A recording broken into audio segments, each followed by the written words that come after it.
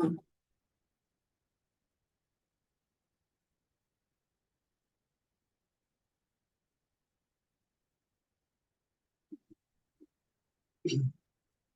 वालेकुम रहमतुल्लाहि व बरकातुहू। मेरी आवाज आ रही है? जी पहुंच रही है। यस सर, वालेकुम आ रही है। इन्नल हम्दुलिल्लाह हम्दन कसीरन तय्यबन मुबारकन फी वस्सलातु वस्सलाम अला सय्यिदिल अंबिया'i वल मुरसलीन मुहम्मदिन खातमिन नबिय्यीन व अला आलिहि व सहबिहि अजमईन, अम्मा बाद। आज का ये प्रोग्राम हम सब के लिए बहुत ही अहम प्रोग्राम है, इसलिए कि आज हम लोगों ने जिस उन्वान को मुंतखब किया है वो, अगर आप कहें तो कुरान जिन मज़ामीन को बहुत ही तफसील के साथ बयान करता है उनमें से एक ये मजमून है।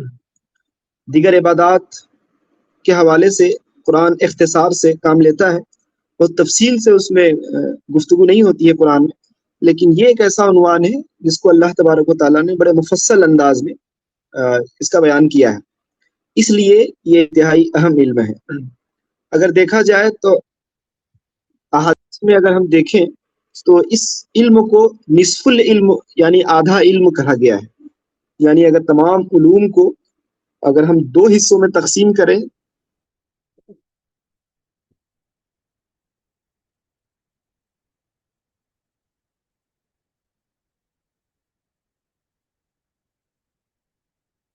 तो जिंदगी के बाद यानी मौत के बाद से भी है। तो इसलिए आज के इस सेशन को यहाँ मुनक्किद किया गया है।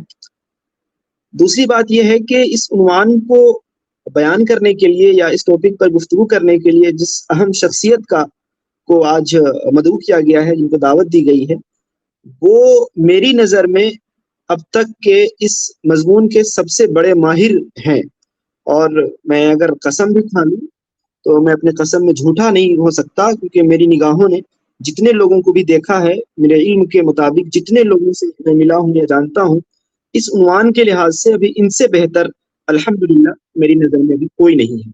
तो इसलिए आपके सामने मैंने ऐसी शख्सियत को पेश किया है जो अपने आप में इस टॉपिक के लिए बहुत ही परफेक्ट हैं। मेरी मुराद जनाब अनवर आलम साहब हैं, जिन्होंने अपनी जिंदगी को इस उन्वान के लिए, यानी मौत के बाद मरने वाले की प्रॉपर्टी को तकसीम किस तरह से करें, इस इल्म को जानने के लिए, समझने के लिए, उस पर अमल करने और अमल करवाने के लिए, सीखने और सिखाने के लिए इन्होंने पूरी जिंदगी को वक्फ कर दिया है। माल से भी, अपने वक्त से भी, अपनी एनर्जी से, अपने सब कुछ को उन्होंने इस काम के लिए लगा दिया है। इसके लिए बहुत सारे पम्फलेट्स तैयार किए, बहुत सारी किताबें लिखी, बहुत सारे सेमिनार, लेक्चर्स किए, वर्कशॉप किए, घर घर गए, फोल्डर तकसीम किए, और ना जाने क्या क्या कोशिशें कर रहे हैं। यूनिवर्सिटीज जा रहे हैं, जो पढ़े लिखे लोग हैं उनसे मिल रहे हैं, जो नौजवान तबका है उनसे मिल रहे हैं, जो बुजुर्गाने दीन हैं उनसे मिल रहे हैं, जो इलाके के समाज के जो एक्टिविस्ट हैं उनसे मिल रहे हैं। कहाँ कहाँ नहीं गए, जो जो जिनके बारे में इनको पता चलता है कि ये इस इल्म के माहिर हैं, उनके पास जाते हैं, पहले उनसे सीखते हैं, कुछ अपने सवाल रखते हैं, फिर उनसे मिल करके काम करने की कोशिश करते हैं, अपनी चीज़ों को उनके सामने पेश करते हैं, और हर जगह इनकी कोशिश रहती है कि इस उन्वान को लोग समझें, सीखें और फिर उस पर अमल करें। आप अगर चाहें तो इनके बहुत सारे पम्फलेट और किताबें अवेलेबल हैं। मैंने बहुत सारी चीज़ें ग्रुप में शेयर भी कर दी थी। इनका अपना यूट्यूब चैनल भी है, अब उन्होंने अपना एक सेंटर भी बना लिया है, वो भी आपके सामने है। और सबसे बड़ी बात यह है कि इन्होंने इन सारी चीज़ों को बिल्कुल फ्री में सबके लिए अवेलेबल रखा है। आप चाहें इनके वीडियोस देख सकते हैं बिल्कुल मुफ्त, आप चाहें इनकी किताबें पढ़ सकते हैं, इनके पम्फलेट और फोल्डर सकते हैं बिल्कुल मुफ्त, आप चाहें तो इनकी क्लासेस भी फ्री ले सकते हैं। 20 से ज़्यादा इनके बैचेज अब तक हो चुके हैं माशाल्लाह अल्हम्दुलिल्लाह, जिनको इन्होंने पढ़ाया है, पढ़ाने के बाद सर्टिफिकेट भी दिए, और वो भी इस इल्म को लेकर के कामयाब हो गए। इनके पास जो इल्म है उसकी एक सबसे बड़ी खूबी ये है कि एक जो हमारा कदीम इल्म है जिसका ताल्लुक फ़िक़्ह से है या इल्म सिराजी से है, वो तो इन्होंने उस इल्म को हासिल किया ही मुताले के ज़रिए से, अपने बड़ों से सीख करके, लेकिन जदीद तरीके से प्रॉपर्टी को कैसे तकसीम करें, मैथ का इस्तेमाल कैसे करके उसको तकसीम कैसे करें। अगर जो प्रॉपर्टी है वो माल की शक्ल में है या पैसों की शक्ल में है या जमीन की शक्ल में है या किसी और शक्ल में है, उन शक्लों को आज के जदीद दौर में जदीद अंदाज में किस तरह से उनको तकसीम करें कि आज का जदीद जहन उसको कबूल करे, उसको समझे और इस इल्म को जदीद दौर में कैसे इंट्रोड्यूस करे। ये इनका सबसे बड़ा काम है। मसाइल तो हमें फिक़्ह की किताबों में मिल जाते हैं, लेकिन उसको तकसीम कैसे करें जदीद दौर में, ये चीज़ें आम तौर पर हमारी जो पुरानी किताबें हैं उनमें नहीं मिलती हैं। इसलिए बहुत से जगहों में जाके हम फंस जाते हैं या ऐसा लगता है जैसे ये पुराने ज़माने में असलाफ का इल्म रहा हो।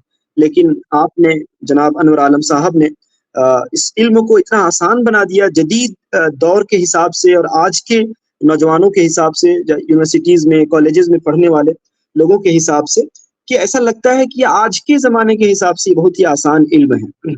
और इसको इन्होंने इतना आसान बना दिया है इस टॉपिक को कि अगर कोई थोड़ा-मोड़ा भी अगर मैथ जानता हो, थोड़े बहुत भी रियाज़ी और हिसाब से वाकिफ़ होगा, तो उसको आसानी से समझ लेगा। इन सारी बातों के बाद मैं एक आखिरी बात बताना चाहूँगा कि अ, जो मेरे लिए बड़े फ़ख्र की बात है कि ये मेरे भी उस्ताज़ हैं। अल्हम्दुलिल्लाह मैंने इनका कोर्स किया हुआ है। मैंने उसको मुकम्मल नहीं किया अपनी कोताही की वजह से, लेकिन मैंने इनसे सीखा है और ये मेरे इस इल्म के लिए मेरे उस्ताज़ हैं। तो आप सबके लिए खुशी और सआदत की बात है कि आज मैंने आप सबके बीच अपने उस्ताज़ मोहतरम को बुलाया है, अपने उस्ताज़ मोहतरम को दावत दी है, ताकि मैंने इनसे जो इल्म सीखा है वो आप भी सीखें। अब मैं ज़्यादा देर इनके बीच और आपके बीच हाइल ना होते हुए मैं हज़रत को दावत देता हूँ, बड़े अदब व एहतराम से गुज़ारिश करता हूँ कि आज का सेशन शुरू करें। इंशाअल्लाह ये सेशन आज भी होगा, कल भी होगा और अगले हफ्ते नहीं होगा और उसके बाद वाले हफ्ते में इंशाअल्लाह फिर मंडे, ट्यूसडे 2 दिन ये सेशन होगा। तो इस तरीके से ये जो उन्वान है उसको 4 क्लासेस में या 4 सेशन में इंशाअल्लाह हम लोग मुकम्मल करेंगे। अब देर ना करते हुए बड़े अदब के साथ में गुज़ारिश करूँगा कि आप तशरीफ़ लाएँ और इस उन्वान पर गुफ्तगू फरमाएँ। जज़ाकल्लाह खैर। अस्सलामु अलैकुम वरहमतुल्लाह। अल्हम्दुलिल्लाहि रब्बिल आलमीन वस्सलातु वस्सलामु अला रसूलिहिल अमीन रब्बि इश्रह ली सदरी वयस्सिर ली अमरी वहलुल उक़दतम मिन लिसानी यफ़क़हू क़ौली। मेरी आवाज़ सब तक जा रही है? मेरी आवाज़ जी पहुंच रही है? जी। जी जी। जिन लोगों के वीडियोस ऑन है उसको प्लीज़ ऑफ कर लीजिए, मेरा कैमरा ऑन रहने दीजिए। 3 लोगों के वीडियो कैमरास ऑन है, प्लीज़ उसको ऑफ कर दें। 2 और भी ऑन है, BA 128 and Fatima Munir Munazar. Please switch off the camera.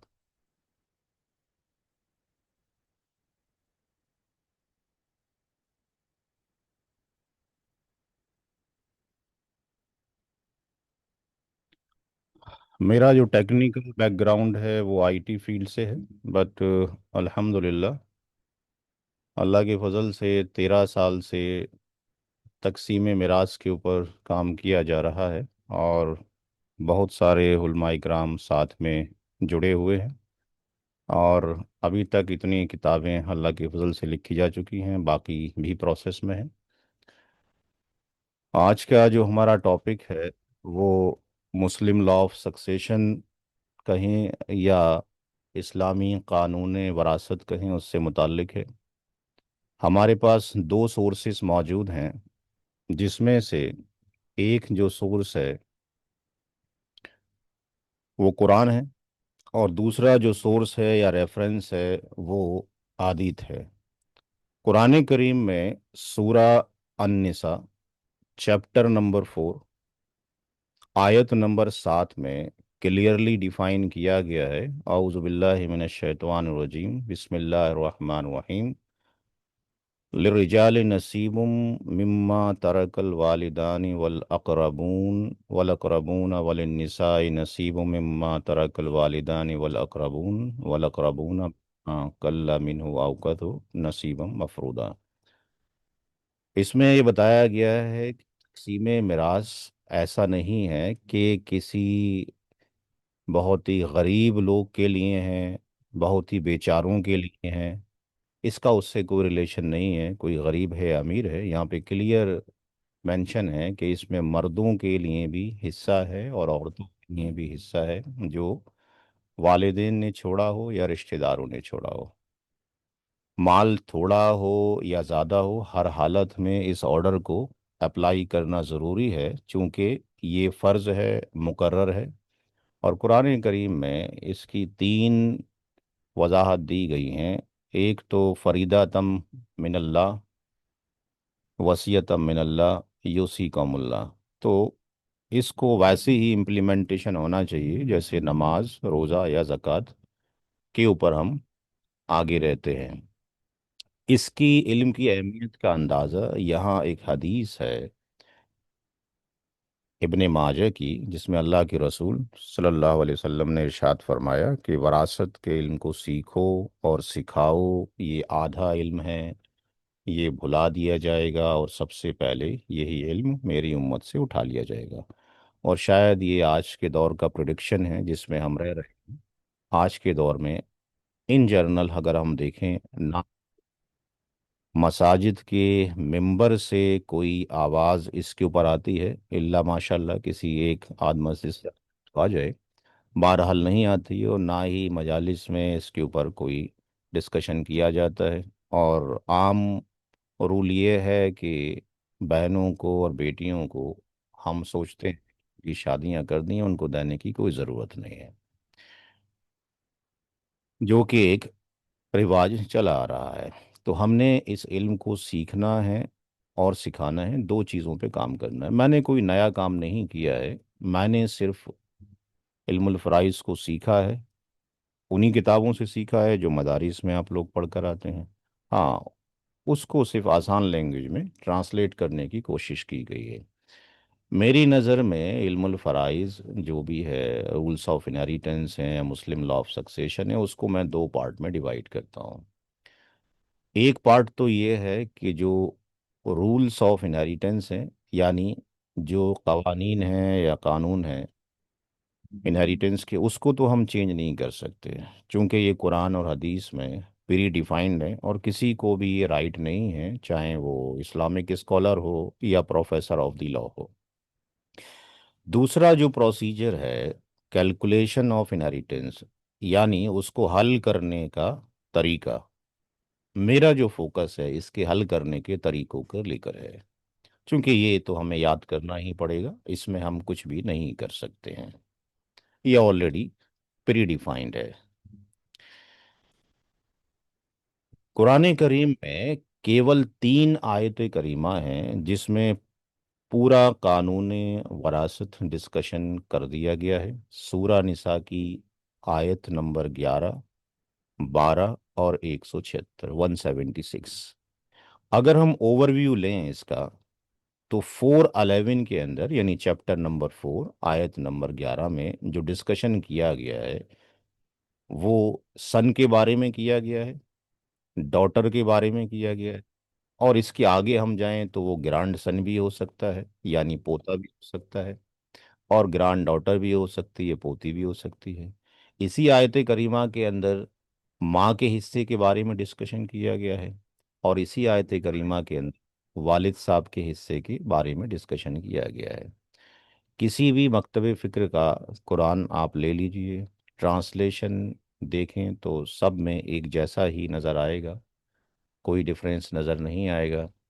आयत करीमा 11 जो शुरू होती है, वो शुरू होती है यूसीकुमुल्लाहु फ़ी औलादिकुम लिज़्ज़करि मिस्लु हज़्ज़िल उन्सयैन, जिसके अंदर ये कहा गया कि जो भी मेल है उसके दो हिस्से हैं, उसके टू शेयर हैं, जो फीमेल है उसका एक शेयर है। अब वो चाहे बेटा बेटी की शक्ल में हो या पोता पोती की शक्ल। फिर ये कहा गया आयत करीमा 11 के अंदर ही, अगर किसी की एक ही डॉटर है, एक ही बेटी है, तो इसका हिस्सा आधा होगा। फिर इसी में फरमाया गया कि अगर किसी की दो या दो से ज़्यादा बेटियां हों, टू और मोर हों, तो उसका हिस्सा कितना होगा? 2/3 में वो बराबर की शरीक होंगी। इसी आयत करीमा में फरमाया गया कि अगर मरने वाले की औलाद मौजूद है तो उसकी माँ का हिस्सा 1/6 होगा, और अगर औलाद ना हो तो माँ का हिस्सा 1/3 होगा। और इसी ही आयत करीमा में फरमाया गया कि औलाद ना हो लेकिन दो या दो से ज़्यादा भाई बहन हो तो माँ का हिस्सा फिर 1/6 हो जाएगा। इस टॉपिक पर मेरी जो किताब है मैंने शेयर तो कर दी है नदवी साहब को। ये इस्लामी कानून वरासत के नाम से, या इस्लामिक लॉज ऑफ इनहेरिटेंस, इसके अंदर सारे ये हिस्से मौजूद हैं। आयत नंबर 12 जो है, इसके अंदर कहा गया है कि जो शुरू होती है वलकुम निस्फु मा तरका से, इसमें कहा गया है कि अगर मरने वाली औरत जो है उसकी कोई औलाद नहीं है तो हस्बैंड शौहर का हिस्सा 1/2 होगा, और अगर मरने वाली औरत के औलाद है तो शौहर का हिस्सा कितना होगा? 1/4 होगा। फिर इसका रिवर्स प्रोसीजर बताया गया कि अगर हस्बैंड की मौत होती है और उसकी औलाद है तो उसकी बीवी का हिस्सा 1/8 होगा, और अगर औलाद नहीं है तो बीवी का हिस्सा 1/4 होगा। इसी आयत करीमा के अंदर ये बताया गया कि मरने वाले शख्स की, चाहे वो औरत हो या आदमी हो, अगर उसके भाई बहन जो कि माँ शरीक भाई बहन, माँ शरीक भाई बहन कौन होते हैं आगे इंशाल्लाह डिस्कशन करते हैं। 3 तरह के भाई बहन होते हैं: सगे भाई बहन होते हैं, सौतेले होते हैं, और माँ शरीक भाई बहन होते हैं। माँ शरीक भाई बहन को मैटरनल ब्रदर बोलेंगे और मैटरनल सिस्टर बोलेंगे। तो आयत नंबर 12 में अल्लाह ताला ने इरशाद फरमाया कि अगर एक ही मैटरनल ब्रदर है, माँ शरीक भाई, तो उसका हिस्सा 1/6 है। अगर एक ही मैटरनल सिस्टर है तो इसका हिस्सा 1/6 होगा। और फिर ये इरशाद फरमाया गया कि अगर ऐसा हो जाए कि मैटरनल ब्रदर और मैटरनल सिस्टर, यानी माँ शरीक भाई और माँ शरीक बहन एक साथ अगर एग्जिस्ट करें, एक साथ मौजूद हों, तो वो 1/3 में बराबर के शरीक होंगे। किसी का कैमरा खुला हुआ है, उसको बंद कर लें। बिनते फातिमा, उसको प्लीज़ बंद करें, जज़ाकल्लाह खैर। इसी तरीके से इरशाद फरमाया गया आयत नंबर 176 में, 176 में, ये आखिरी आयत है सूरह निसा की। इसमें जो शुरू होता है आयत करीमा, वो शुरू होती है यस्तफ्तूना का से। और यहाँ कहा गया कि अगर मरने वाले की अगर एक ही सगी बहन हो, वन रियल सिस्टर हो, तो उसका हिस्सा आधा होगा। और अगर ऐसा है कि टू और मोर, दो या दो से ज्यादा रियल सिस्टर हो तो वो 2/3 में बराबर की शरीक होंगी। फिर इसी आयत करीम में कहा गया अगर मरने वाले की बहन ना हो और भाई मौजूद हो, रियल ब्रदर, तो वो पूरी स्टेट का, पूरी प्रॉपर्टी का मालिक होगा। और इसी में ही कहा गया कि अगर रियल ब्रदर और रियल सिस्टर एक साथ मौजूद हों तो सगे भाई के 2 हिस्से और सगी बहन का 1 हिस्सा। हमारे स्कॉलर ने, इस्लामिक स्कॉलर ने ये कहा है कि अगर यही कंडीशन अप्लाई होगी पैटर्नल ब्रदर और पैटर्नल सिस्टर के लिए, पैटर्नल ब्रदर के लिए और पैटर्नल सिस्टर के लिए, अगर रियल ब्रदर और रियल सिस्टर यानी सगे भाई बहन ना हो तो जो हिस्से सगे भाई बहन को जा रहे थे वो इनको चले जाएंगे। तो ये ब्रीफ इंट्रोडक्शन दिया गया है, बाकी तो इन डेप्थ डिस्कशन, जैसे कि हारिस साहब ने कहा कि मैं बैचेज लेता हूँ। फुल कोर्स तो हमारा 3 महीने का होता है। बहरहाल 4 दिन में जितना कवर होगा इंशाल्लाह कोशिश करेंगे कवर करने की। कुरान करीम में जो डिस्कशन किया गया है, जैसे पीछे कहा गया, केवल इतने ही के बारे में डिस्कशन किया गया है, जिसका भी हमने पीछे ओवरव्यू दे दिया आपको, किसको कितना कितना जा रहा है, किस में जाएगा। इंशाल्लाह अभी सवालात करेंगे तो समझ आ जाएगा। अब जो इस्लामिक स्कॉलर हैं उन्होंने कुरान और अहदीस मुबारक से वारिसीन की कुछ कैटेगरी डिफाइन कर दी। जो लोग मदारिस से ताल्लुक़ रखते हैं इस बैच में, उनको पता होना चाहिए कि एक कैटेगरी होती है जिसको हम ज़बिल फ़रूज़ बोलते हैं, जिसको शॉर्टकट में हम ज़ेडएफ, इसको शेयरर्स बोलेंगे, इसको कुरानिक ईयर बोलेंगे, या कोर्ट की लैंग्वेज में इसको हम प्राइमरी ईयर बोलेंगे। आज ही मेरा लेक्चर था जामिया मिलिया इस्लामिया के अंदर, लॉ डिपार्टमेंट के अंदर, कल भी है सुबह 9 से 12 बजे तक। तो ये पहली कैटेगरी प्राइमरी ईयर्स है, या शेयरर है, या कुरानिक ईयर है, और मदारिस के लोग उसको ज़बिल फूज के नाम से जानते हैं। दूसरी तरह के जो वारिसीन हैं वो असाबात हैं, जिसको हम रेसिडुअरी बोलते हैं या एग्नेटिक बोलते हैं। असाबात में फिर 3 कैटेगरी होती हैं जो अगले पेज पर डिस्कशन करेंगे। तीसरी जो कैटेगरी है वो है ज़बिल अरहाम की, जिसको हम यूटेराइन एयर्स या डिस्टेंट किंड्रेड बोलते हैं, और इल्मुल फराइज़ की लैंग्वेज में उसको ज़बिल अरहाम बोलेंगे।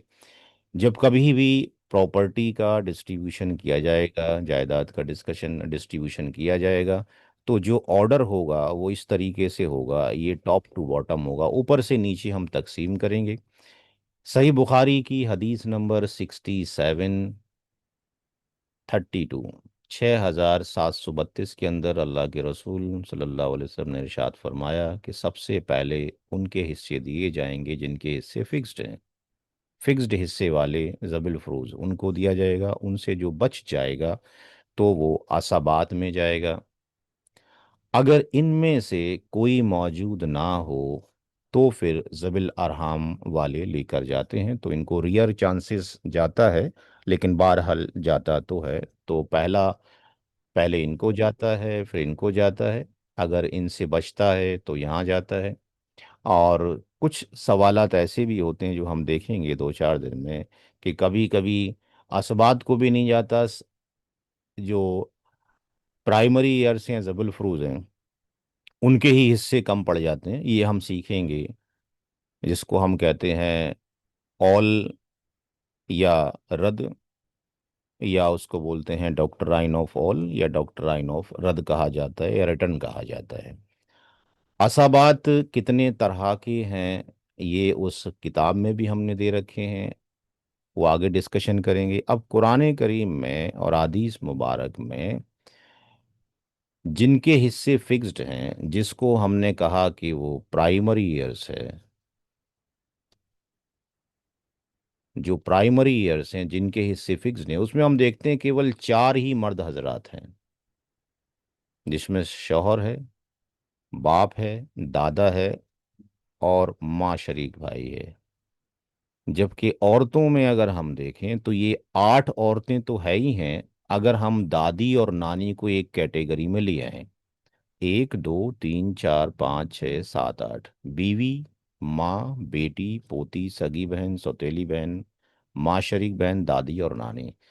तो इस्लामी कानून वरासत ने जुल्म नहीं किया है, जुल्म हमारे मुआशरे का जो सिस्टम बिगाड़ है उसने किया हुआ है।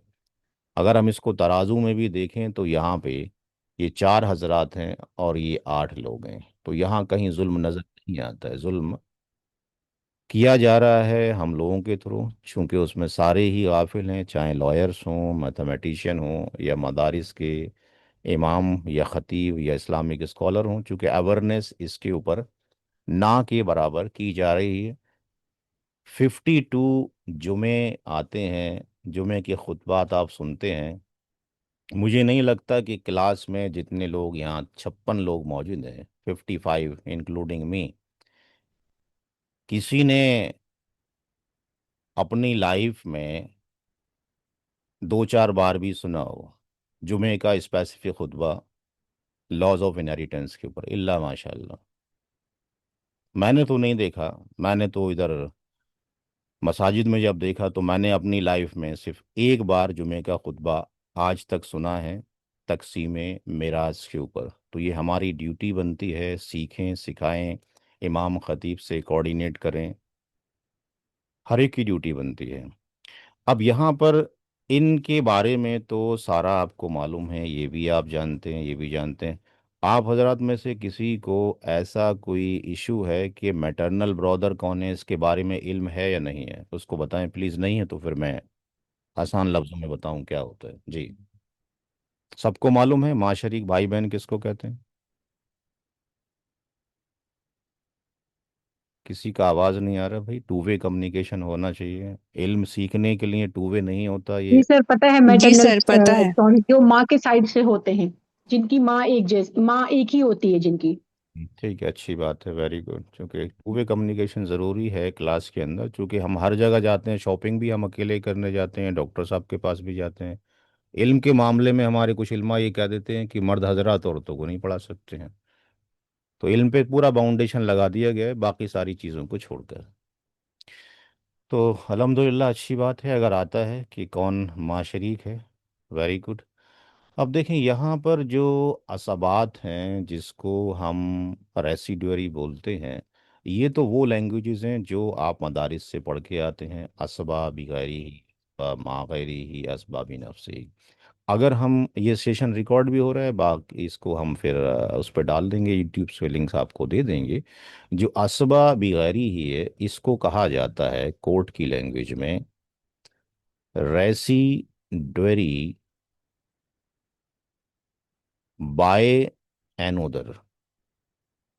इसको कहते हैं रेसिडुअरी बाय एनोदर, और शॉर्ट फॉर्म में इसको बोलेंगे आर बी, आर बी ए।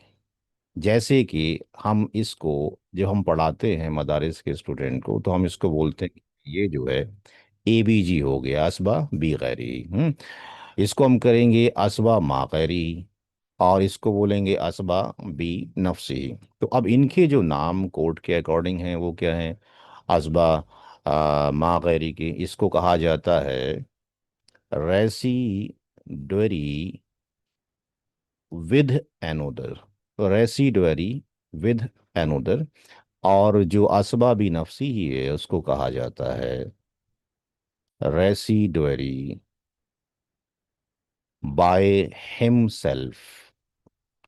तो ये वो टर्म है जो हम लॉ के स्टूडेंट को, जो कि एलएलएम और एलएलबी को पढ़ाते हैं, और ये मदारिस के स्टूडेंट के लिए। तो यहाँ पे कैटेगरी दी गई है कि जब कभी भी बेटा बेटी, पोता पोती, सगा भाई सगी बहन, सौतेला भाई सौतेली बहन होंगे, तो यहाँ पर ये कॉन्सेप्ट जो आएगा वो असबा बिगैरी का आएगा। लेकिन यहाँ पे असबा बिगैरी कौन बनेगा, दैट इज द क्वेश्चन। तो यहाँ पर बेटी जब अकेली होती है तो वो जबल फरूज होती है, लेकिन बेटी जब बेटे के साथ में हो जाए, पोती जब पोते के साथ में हो जाए, सगी बहन जब सगे भाई के साथ हो जाए, और पैटर्नल जो सिस्टर है, सौतेली बहन सौतेले भाई के साथ हो जाए, तो यहाँ पर ये जो बेटा है, या ग्रैंड सन पोता है, या सगा भाई है, या ये सौतेला भाई है, ये तो असबाबी नफसी ही रहेगा। असबाबी जो गैरी बनती है वो ये बनती है जो बेटी होती है, पोती होती है, सगी बहन या सौतेली बहन होती है। तो वो अपने भाई के साथ में मिलकर 2:1 पाती है, भाई के दो हिस्से और बहन का एक हिस्सा। जबकि वो अकेली थी तो आधा लेकर जा रही थी। यानी आप ये कह सकते हैं कि बेटी हो या पोती हो या सगी बहन हो, सौतेली बहन हो, वो अपने भाई के लिए सेक्रीफाइस कर रही है, मेरे अकॉर्डिंग जो मैंने स्टडी किया है। क्योंकि अगर आप देखें तो बेटे का कहीं नामो निशान नहीं है मेरे अकॉर्डिंग। प्राइमरी ईयर्स में बेटा तो नहीं आता, उसको मिलेगा, बट वो वेटिंग लिस्ट में है। सबसे पहले इन हजरात को मिलेगा, फिर सेकंड नंबर पर। यानी आप कह सकते हैं कि किसी एग्जामिनेशन का रिपोर्ट आना है तो पहली जो लिस्ट आएगी उसमें बेटे का नाम नहीं है, यानी वेटिंग लिस्ट में बेटे का नाम है। तो बेटे को मिल रहा है बदौलत अपनी बहन के, लेकिन बहन को फिर भी कम मिल रहा है उससे। बहुत बड़ा सेक्रीफाइस है अगर देखा जाए तो। तो यहाँ पर असबा माँ गैरी के अंदर अगर हम देखें तो बेटी तो जबल फरूज है, पोती भी जबल फरूज है, यहाँ पर ये जबल फरूज है। सगी बहन अकेली होती तो प्राइमरी ईयर से जबल फरूज होती, लेकिन जब कभी भी सगी बहन या सौतेली बहन बेटी और पोती के साथ में मिलती है तो रेसिड्यूअरी या असबा बन जाती है। और उसको हिस्सा कब मिलता है? जब जबिल फरूज को बांट दिया जाता है प्राइमरी ईयर्स को, तो मिलता है। अब इसकी वजाहत कुरान में नहीं है, ये हदीस में। ये सारे रेफरेंसेस की एक बुक है जिसका नाम है मुस्लिम इनहेरिटेंस अवेयरनेस प्रोग्राम। ये मैं हारिस नदवी साहब को अपलोड कर दूंगा, इंग्लिश में भी है, उर्दू में भी है, सेम पेज के ऊपर। वहाँ से आपको सारे रेफरेंसेस हदीस नंबर के साथ में मिल जाएंगे इंटरनेशनल। असबाबी नफसी के अंदर सारे मेल ही हजरात आते हैं, इसमें कोई फीमेल नहीं है। इसमें 4 कैटेगरी हैं। बेटा, पोता, पड़पोता, इसकी कैटेगरी हम C1 मान के चलते हैं जब सवालात करते हैं। इसको हम C2 मानते हैं, ये C3 मानते हैं, ये C4 मानते हैं। दूसरे नंबर की कैटेगरी बाप दादा परदादा की है। तीसरी कैटेगरी सगा भाई, सौतेला भाई, सगे भाई का बेटा, बेटी नहीं आएगी, सौतेले भाई का बेटा। इसी तरीके से सगे चचा, सौतेले चचा, सगे चचा की बेटा, और सौतेले चचा का बेटा। तो इसमें परेशान होने की नहीं, जैसे जैसे आप सीखते रहेंगे, सवालात करते रहेंगे, ये खुद ब खुद याद होते चले जाएंगे। मेरे लिए ही बड़ा मुश्किल था, आज से 13 साल पहले इनको समझना बहुत मुश्किल था। अल्हम्दुलिल्लाह, अद्दीन व युस्र, दीन आसान है, और सबसे आसान इल्म मेरे अकॉर्डिंग तकसीम मिरासी है। उसका रीज़न इज़ दैट यहाँ पे कॉन्फ्लिक्ट नहीं है, हाथ कहाँ बांधें कहाँ ना बांधें, रफादैन करें कि ना करें, बैठें तो कैसे बैठें, सलाम फेरें तो कितने सलाम फेरें। तो ऐसा यहाँ पे इशू कुछ भी नहीं है, सब कुछ प्री डिफाइन है कुरान करीम में। इसमें इख्तलाफ न कुरान हदीस में नहीं मिलता है। हाँ, बहुत ही रियर चांसेस में जाकर 0.001% डिफरेंसेस कहीं हैं, बट आम तौर पे कोई डिफरेंस यहाँ पे नज़र नहीं आता है। तो जब इसको सीखना हो तो सबसे पहले जो आप सीख रहे हैं, फ़िका हनफी जो है, वो मोस्टली आपके पास पूरे वर्ल्ड में यूज़ होता है। और फ़िका शाफ़ी और हम्बली और मालकी के अंदर थोड़े से माइंड से इख्तलाफ हैं। तो मैंने मालकी मसलक को भी पढ़ा है, तो वो कभी मौका मिलेगा लाइफ में जब आप पढ़ लेंगे तो देखा जाएगा। बहरहाल ओवरऑल नहीं है। यहाँ से हमारी क्लास अब शुरू होती है, वो ओवरव्यू था। तक़सीम मीरास जब भी होगी, उसके लिए हमें ये याद रखना है कि वो मरने के बाद होती है, ज़िंदगी में होती ही नहीं है। इसलिए हमने एक फ़ोल्डर बनाया है, हम फ़ोल्डर भी दे देंगे आपको, उसकी डिजिटल कॉपी, जिसमें हमने लिखा है जायदाद को मुंतकिल करने के 3 तरीके। तो पहला जो टर्म है वो है हिबा या गिफ्ट, जिसके रेफरेंसेस ये मुस्लिम और तिरमिज़ी और भी बाकी हदीस मुबारक में है। तो हमें ये पता होना चाहिए पहले कि हिबा या तोहफ़ा या गिफ्ट क्या होता है। तो ये हमने यहाँ लिखा है कि ये ट्रांसफ़र ऑफ प्रॉपर्टी है। कोई भी शख्स अपनी लाइफ में किसी को दे सकता है, लेकिन शर्त ये है कि ऐसा नहीं है कि जी आपका हो गया, लेकिन उसको आपने मालिकाना हक देना पड़ेगा, फुल ऑनरशिप देनी बिना किसी एक्सचेंज के। ऐसा नहीं है कि मैं आपको पेन दे रहा हूँ और आप मुझे मोबाइल फ़ोन दे दो, ऐसा एक्सचेंज कुछ नहीं होना है। तो गिफ्ट जो है कोई भी दे सकता है, किसी को भी दिया जा सकता है, फुल ऑनरशिप के साथ में। पूरी प्रॉपर्टी भी हो सकती है, छोटा सा पार्ट भी हो सकता है। ब्लड ग्रुप में भी दे सकते हैं, नॉन ब्लड ग्रुप में भी दे सकते हैं। लेकिन यहाँ पर की पॉइंट्स याद ही रखना है कि जब कभी भी अपनी औलाद के बीच में, अपनी ज़िंदगी में अपनी प्रॉपर्टी को गिफ्ट करना चाहोगे, तो वो इक्वल होना चाहिए, 1:1। 2 लाख अगर बेटे को दिए हैं तो 2 लाख बेटी को भी दें। एक फ्लैट अगर बेटे को दिया है तो एक फ्लैट बेटी को भी दें। नुमान बिन बशीर रदी अल्लाह ताला अन्हु की हदीस है, जिसमें जिसका खुलासा ये है कि वो अपने ग़ुलाम को, या दूसरी हदीस में मिलता है कि वो कुछ ज़मीन के स्पेस को अपने एक बेटे को देना चाहते हैं। अपनी वाइफ के कहने पर अल्लाह के रसूल सल्लल्लाहु अलैहि वसल्लम की खिदमत में हाजिर होते हैं कि अल्लाह के रसूल, ये मेरा बेटा है, ये ग़ुलाम है, या ये स्पेसिफ़िक चीज़ है, मैं अपने इस बच्चे को देना चाहता हूँ और मैं चाहता हूँ कि आप इसके गवाह बन जाएं। तो आपने इरशाद फरमाया, क्या ऐसा गिफ्ट या ऐसी चीज़ आपने बाकी औलादों को दी है? तो सहाबी ने कहा नहीं। तो आपने कहा कि फिर जिसको दिया है उसको वापस ले लो। दूसरी हदीस में मिलता है कि मैं जुल्म का गवाह नहीं बनूंगा। तो यहाँ से स्कॉलर ये रूल ड्राइव करते हैं कि अपनी ज़िंदगी में औलाद को देना है, तो इक्वलिटी देना पड़ेगा। और यहाँ दो की पॉइंट याद रखना है कि जो गिफ्ट है ना तो वो वसीयत है, और जो गिफ्ट है ना वो इनहेरिटेंस है। क्योंकि हम जब हम पढ़ाते हैं तो ये सवालात आते हैं कि हमने अपनी ज़िंदगी में गिफ्ट इनहेरिटेंस दे दिया है, अपने गिफ्ट ज़िंदगी में विल कर दिया है। तो औलाद के लिए ना तो विल जायज़ है और ना ही हम उसको इनहेरिटेंस ज़िंदगी में दे सकते हैं। दूसरा ट्रांसफ़र ऑफ जो प्रॉपर्टी है वो विल है। अब इसको हम चाहते तो विल भी, जो उर्दू स्ट्रीम्स हैं मदारिस से, उनको तो अगर आप कहेंगे वसीयत तो उनको मालूम है वसीयत का क्या मफहूम है।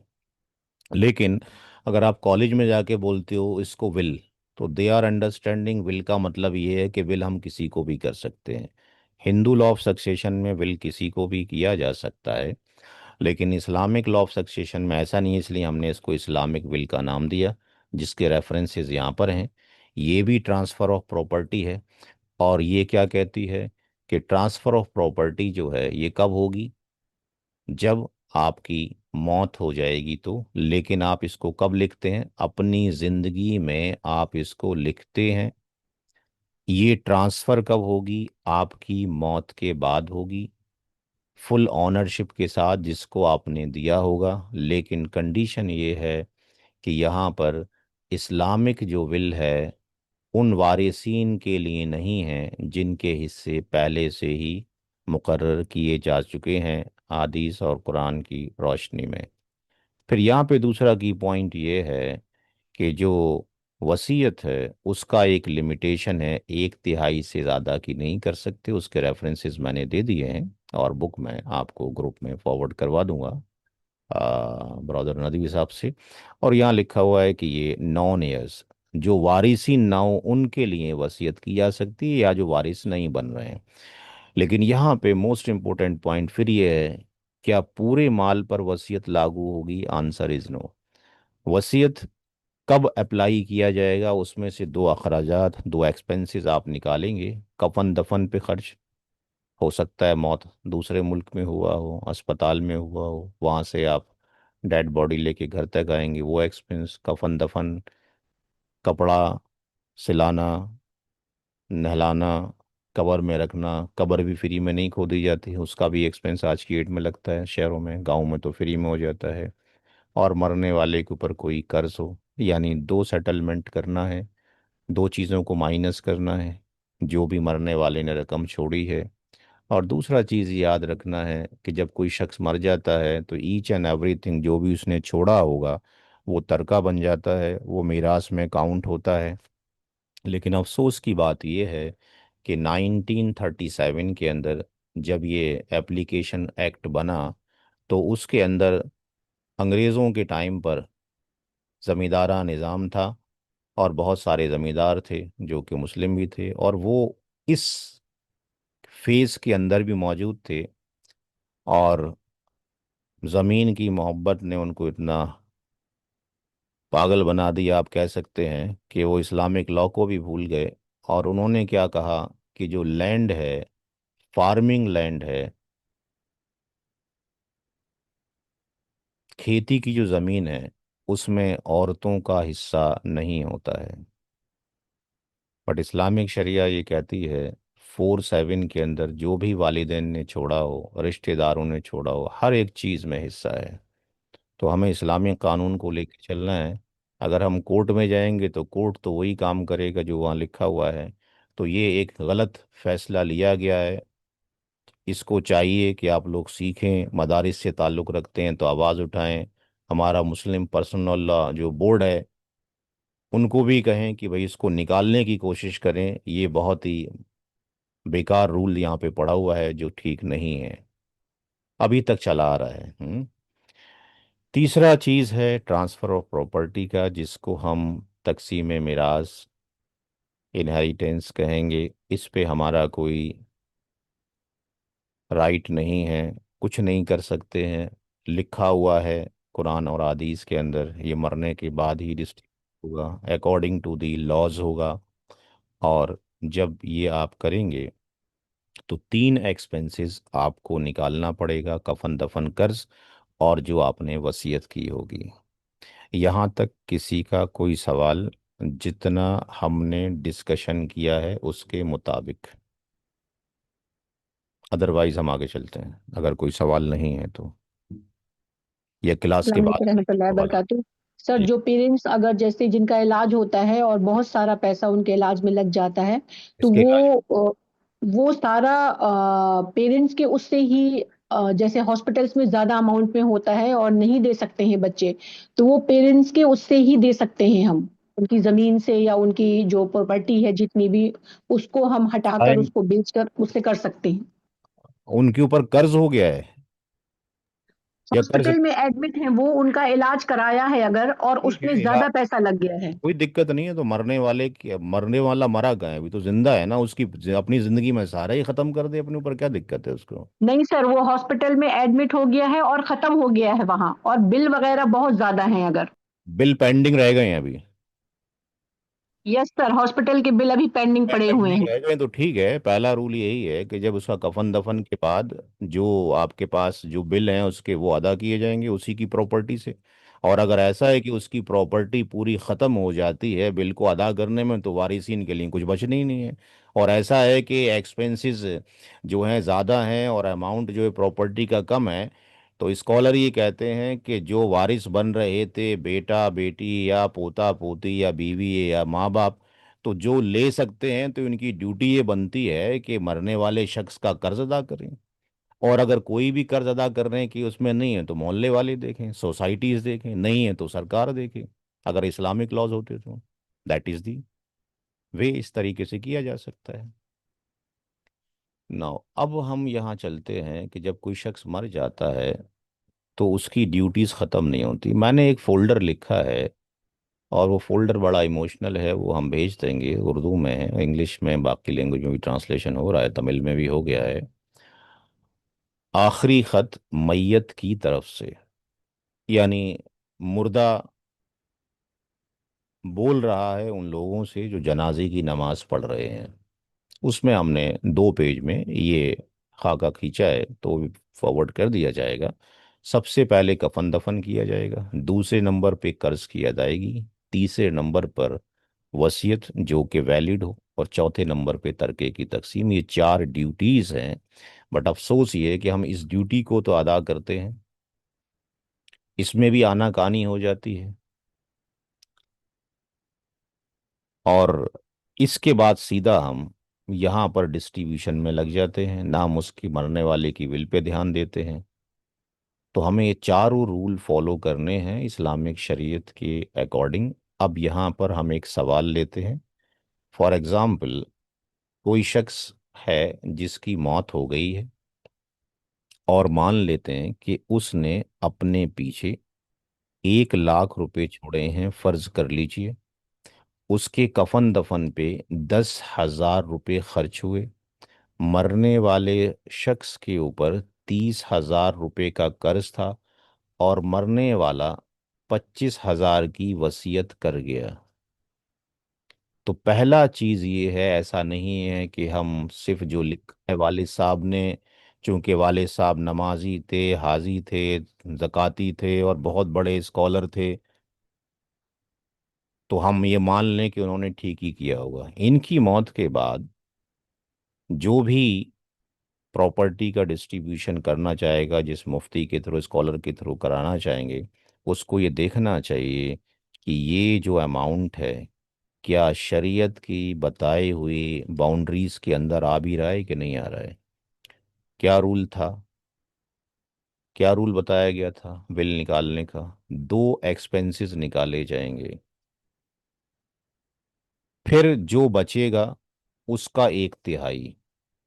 तो यहाँ पे हमने एक मैथमेटिक्स का फार्मूला लिखा है।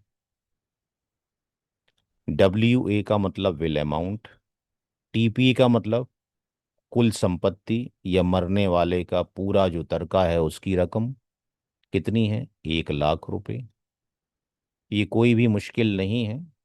दुकान पे आप जाते हैं 100 रुपये लेकर, 1 लीटर दूध लेकर आते हैं, तो मैं नहीं समझता कि जो शख्स कभी स्कूल ही ना गया हो वो दुकान से कम पैसे लेकर आ जाए।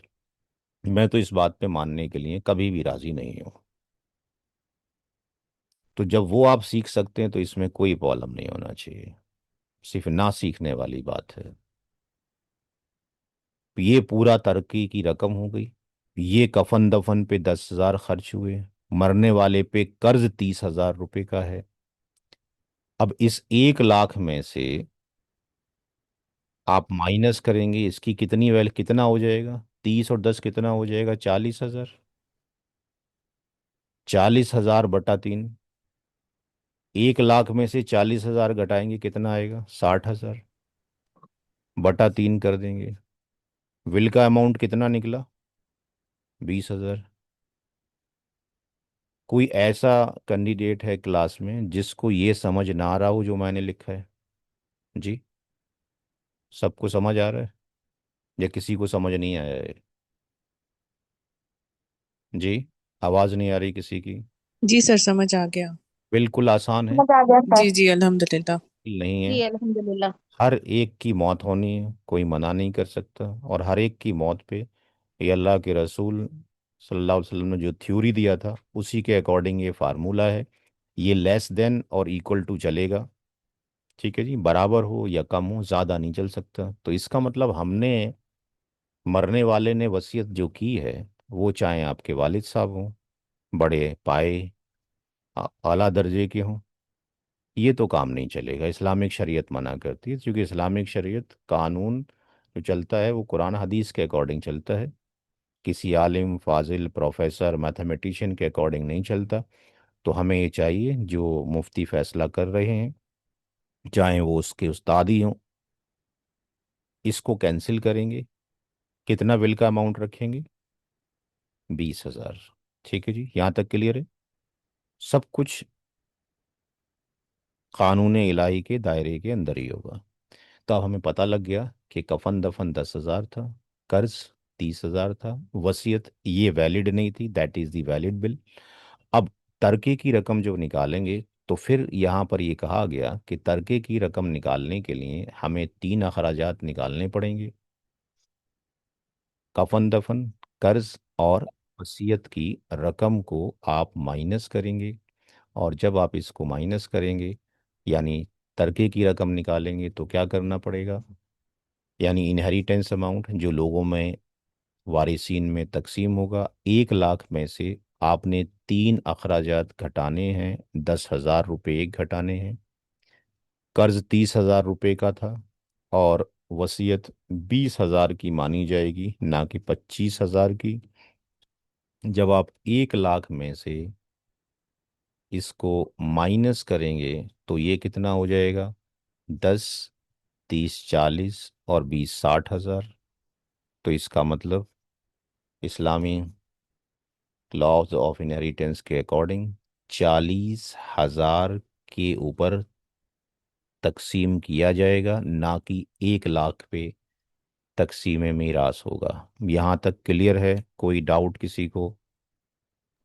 क्लियर है सर। ठीक। जी सर क्लियर है। हमें क्लास में अभी वैसे तो 7-8 मिनट रह गए हैं, बट हमें आपके 15 मिनट और एक्स्ट्रा चाहिए होंगे, यानी पौने 11 तक क्लास जा सकती है, ताकि ये सवाल हम फिनिश कर दें और आपको एक होमवर्क भी दे दें। कोई प्रॉब्लम तो नहीं भाई? हारिस साहब क्लास बढ़ा सकते हैं 15 मिनट का टाइम? जी सर ले सकते हैं। ठीक है, शुक्रिया।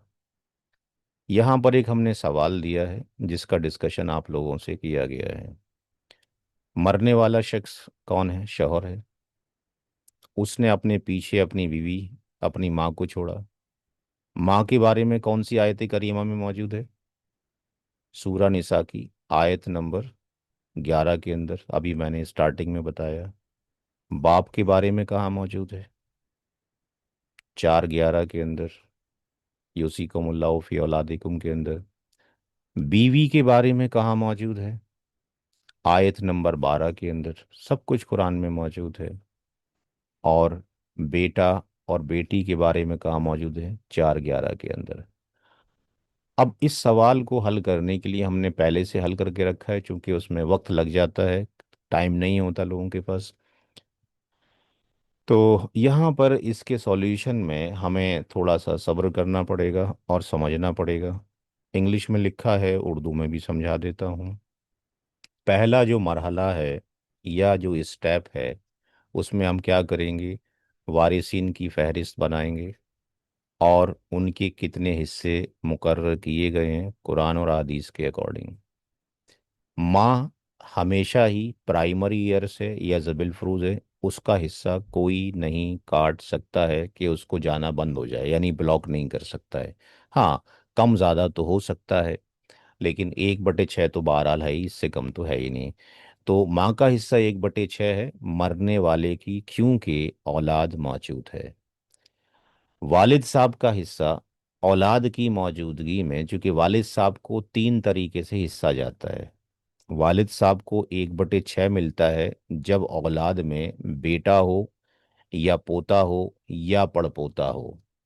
वालिद साहब को 1/6 मिलता है जब बेटी हो, ग्रैंड डॉटर हो या ग्रेट ग्रैंड डॉटर हो। लेकिन वालिद साहब को बेटी के केस में आर भी मिलता है, जिसको हम बोलते हैं रेसिड्यू। चूंकि वालिद साहब बेटे के केस में तो जबिल फरूज बनते हैं, लेकिन बेटी की केस में जबिल फरूज भी हैं, प्राइमरी ईयर भी हैं और असबा भी नफसी भी हैं। और तीसरा हिस्सा होता है वालिद साहब का कि उनको केवल बचा हुआ माल मिलता है, रेसिड्यू, जब कोई औलाद ना हो, नो किड्स। हमारे सवाल में चूंकि बेटा मौजूद है, तो वालिद साहब ड्यू टू सन 1/6 पाएंगे। अगर सवाल में बेटा ना होता तो वालिद साहब को 2 तरीके से हिस्सा मिल रहा होता, 1/6 भी जबिल फरूज की हैसियत से और असबाब नफसी की हैसियत से आर भी जाता। बीवी का हिस्सा औलाद की मौजूदगी में, यानी शौहर की मौत हुई है, उसकी औलाद है शौहर की, और बीवी को हिस्सा मिलेगा 1/8। अब चाहे बेटा हो या बेटी हो, बीवी के हिस्से पर फर्क नहीं पड़ता बेटा या बेटी के होने से। वालिद के हिस्से पे फर्क पड़ता है, बेटा है तो 1/6 और बेटी ही होती केवल तो 1/6 और बाकी भी मिलता।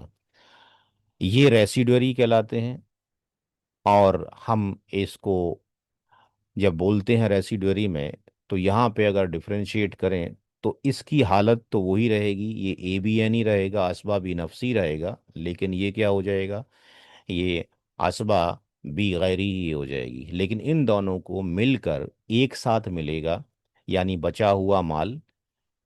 सही बुखारी की हदीस है 6732, अल्लाह के रसूल सल्लल्लाहु अलैहि वसल्लम ने इरशाद फरमाया कि सबसे पहले उनके जिनके मुकर्रर हैं, तो जिनके हिस्से मुकर्रर हैं उनको दो। मतलब स्टेप नंबर 2 में, मरहला नंबर 2 में, टोटल शेयर ऑफ जबिल फ्रूज या प्राइमरी ईयर्स के हिस्से, माँ को हमने यहाँ एम लिख दिया, वालिद साहब को हमने एफ लिख दिया, बीवी को हमने डब्ल्यू लिख दिया। अब ये एक तरीका है जो कि 5वीं क्लास की किताब में NCERT के अंदर मौजूद है, और मैंने इसके लिए भी मदारिस से फारिग लोगों के लिए एक किताब लिखी है, वो भी मैं नदवी साहब को दे दूंगा, जिसका नाम है सिराजी से पहले रियाजी। सिराजी से पहले रियाजी, उसके वीडियो लिंक भी दे दूंगा। जिनको फ्रैक्शनल मैथमेटिक्स नहीं आता है, वो उस किताब से भी और वीडियो से भी ये मेथड सीख सकते हैं। तो 1/6, 1/6, 1/8 हमारा जो मदारिस में तरीका पढ़ाया जाता है, वो कॉलेज वाले प्रोफेशनल लोग अंडरस्टैंड नहीं कर सकते। जो 5वीं क्लास के बच्चे हैं वो मेथड अंडरस्टैंड नहीं कर सकते, बट ये उनको अंडरस्टैंड करने में कोई दिक्कत की बात नहीं है, क्योंकि वो उनका रोज़मर्रा का काम है। तो यहाँ पे एलसीएम कैसे निकाला जाता है, यानी यहाँ जो मखरज निकला है उसका तरीका भी उस बुक में बताया गया है। तो यहाँ पे एक ऐसा नंबर लेंगे जो 6 की टेबल में आ जाए और 8 की टेबल में आ जाए। तो मेरे ख्याल से पहाड़े सबको आते हैं, 2 से लेके 20 तक की टेबल आपको आती है, तो इसमें कोई दिक्कत की बात नहीं है। जितना अच्छी टेबल याद होगी उतना आप कर सकते हैं। कौन सा नंबर लाएं, या तरीका ये इसको निकालने का, आपने 6 6 यहाँ पे 8 रखा और आपने 2 से इसको काट दिया, 2 तिया 6, 2 तिया 6, 2 चौकाट, फिर आपने 2 से काट दिया, ये 3 ही रहेगा, ये 3 ही रहेगा, ये 2 हो जाएगा। फिर आप 2 से लेके चलेंगे तो ये 3 रहेगा, 3 रहेगा, ये 1 हो जाएगा। फिर आप 3 से काट दीजिए, 1 और 1 हो गया।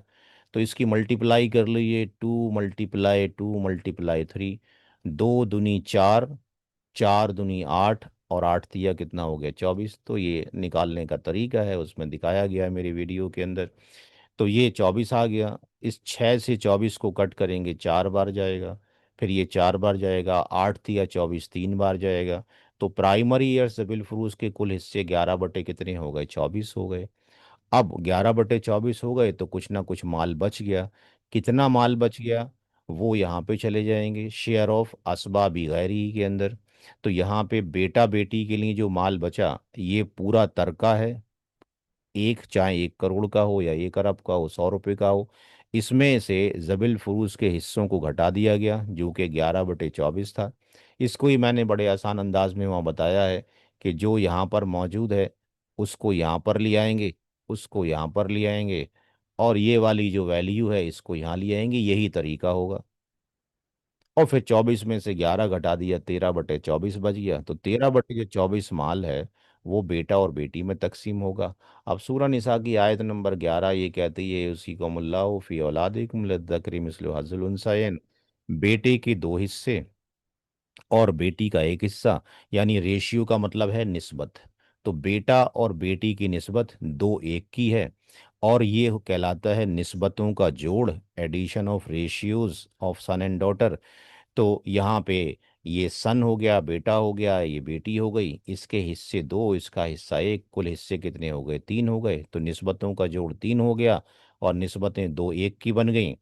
अब यहाँ पे इसका जो डी वाला पार्ट है, यहाँ पे ये फार्मूला बड़ा इंपॉर्टेंट है। बेटे का हिस्सा निकालने के लिए आर का मतलब है बचा हुआ माल, रेशियो ऑफ सन का मतलब है बेटे की निस्बत, एडिशन ऑफ रेशियो का मतलब है निस्बतों का जोड़। बचा हुआ माल कितना है हमारा, 13/24 है।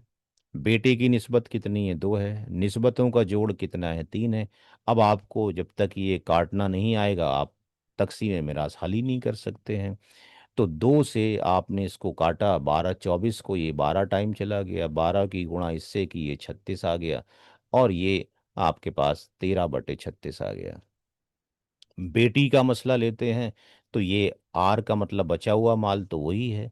बेटी की निस्बत कितनी है, 1 है, निस्बतों का जोड़ 3 है, यहाँ कटेगा कुछ नहीं, तो 13/72 आ गया। अब चौथे मरहले में, चौथे स्टेप में हमने सारे ही वारिसीन के हिस्सों को एक साथ रखा। माँ का हिस्सा 1/6 था, बाप का 1/6 था, बीवी का 1/8 था, और कैलकुलेशन के बाद ये पता लगा कि यहाँ पर जो बेटा है उसका हिस्सा आपने अभी ये निकाला ऊपर, और बेटी का हिस्सा ये निकाला। अब इसका जो पॉइंट ये वाला है मखरज, ये चेंज हो गया एल्शियम। अब ये चेंज हो गया, ये तरीका वही है निकालने का। आपके पास 6, 6, 8 और 36 और 72, तो उसी 2 से काटें, 3 किसी कॉमन नंबर से काटें, बहरहाल ये नंबर आ जाएगा आपके पास। और 6 से अगर हम इसको काटते हैं तो ये 12 बार कट जाएगा। 8 से काटते हैं तो 8 9 72, 36 दूनी 72, 2 आ गया, 2 से गुणा कर देंगे 13 की, तो ये 26 आ जाएगा। तो ये सारा तरीका मैंने सिराजी से पहले रियाजी में भी आपको दिखा भी देता हूँ वेबसाइट पर जाके अपनी। और ये 13 आ गया, इनको सारा जोड़ा, ये 72/72, यानी 100% क्या हो गया, डिस्ट्रीब्यूट हो गया। अब उस शख्स की मौत के बाद रुपए कितने बचे थे, 40,000 रुपये।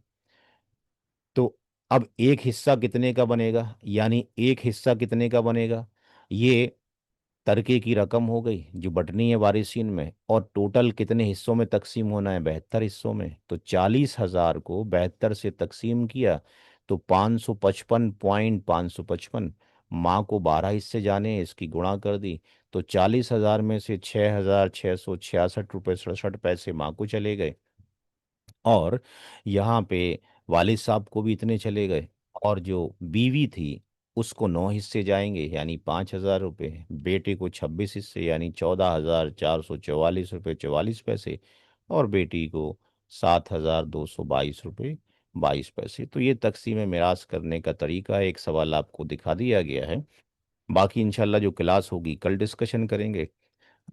और यहाँ पर जो हमने किताबें लिखी हैं, ये हमारी लिखी हुई किताबें हैं जिनकी शक्लें यहाँ पर मौजूद हैं।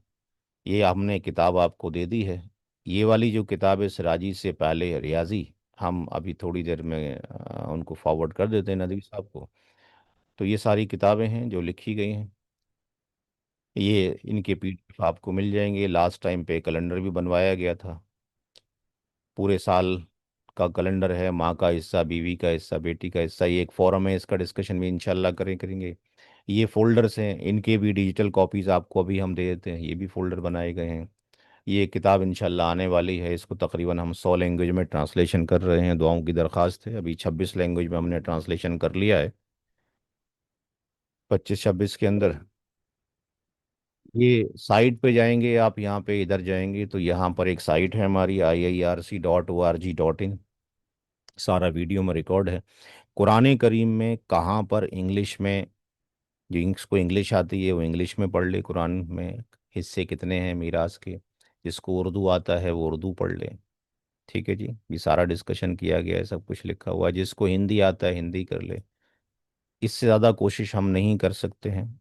हम सिर्फ समझा सकते हैं, क्लास फ्री में दे सकते हैं। कुछ चीज़ें ऐसी हैं जो कुरान में नहीं है, हदीस में है, तो इंग्लिश में चले जाइए। इसका हम जिक्र अभी कर रहे थे 6772 वाली हदीस का। इसी तरीके से किताबें उर्दू के इंग्लिश में मौजूद हैं। किताबें टाइम टू टाइम डाल दी जाती हैं इसके अंदर। डाउनलोड करें, फ्री हैं, कोई पैसा नहीं है। उर्दू में भी किताबें मौजूद हैं, मुख्तलिफ उलमा इकराम की मौजूद हैं। अरबिक में पढ़ना चाहते हैं तो जिनको अरबी आता है आप लोगों को, उनमें ये किताब आप पढ़ें। बहुत ही बेहतरीन किताब है, मैंने पढ़ ली है। डॉक्टर मुस्तफ़ा मुस्लिम साहब की किताब है, डाउनलोड कर लें, very good book. Flow charts भी हमने बनाए हैं जो नीचे बने हुए हैं, इनका भी फ़ायदा उठा सकते हैं। ये वीडियोस हैं, कॉन्सेप्ट जो थ्योरेटिकल लेक्चर लोग देते हैं वो वीडियोस हैं।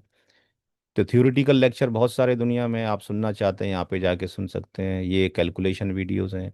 हम जो क्लासेस लेते हैं उसका सिलेबस ये है। हमने जो आज आपको पढ़ाया है वो यहाँ से लेके केवल यहाँ तक पढ़ाया है। हम जो पढ़ाते हैं पूरा कैरिकुलम ये है। इसको पढ़ने में 3 दिन चाहिए होते हैं। हर जुमे के दिन हम 9:30 से 10:30 9 से 10 क्लास लेते हैं केवल जुमे के रोज़। ये जहाँ जहाँ क्लास हम लेते हैं वहाँ वहाँ की कुछ फ़ोटोग्राफ्स ले लिए जाते हैं। ये हमारा प्रोफाइल है कि हमने क्या पढ़ा है क्या नहीं पढ़ा है। ये हमारी किताबें यहाँ से डाउनलोड कर सकते हैं। ये हमारा चैनल है, आप इस पर क्लिक करेंगे तो आप यूट्यूब पे चले जाएंगे।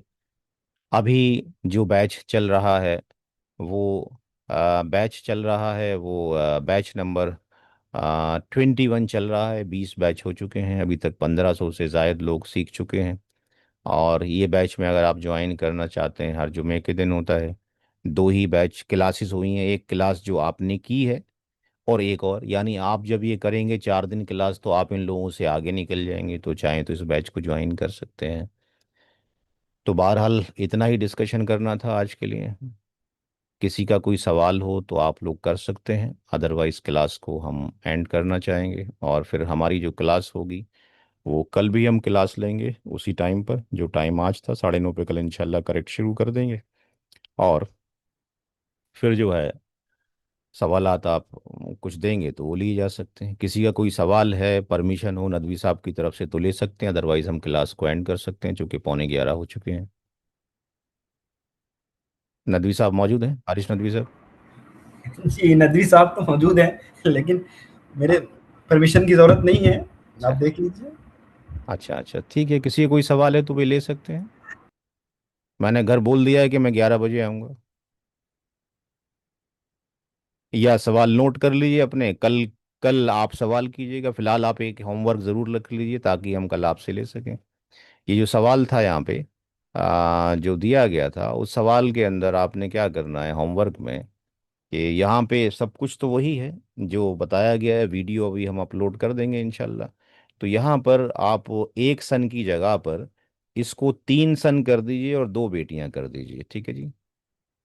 यानी मरने वाले ने अपने पीछे माँ को छोड़ा है, बाप को छोड़ा है, बीवी को छोड़ा है। मरने वाले के 3 बेटे हैं और 2 बेटियां। ये आपका होमवर्क है। इसको हम कल आपसे डिस्कशन कर लेंगे। ठीक है? क्लास को एंड करते हैं। जज़ाकल्लाह खैर। अस्सलाम वालेकुम वरहमतुल्लाहि वबरकातुहू।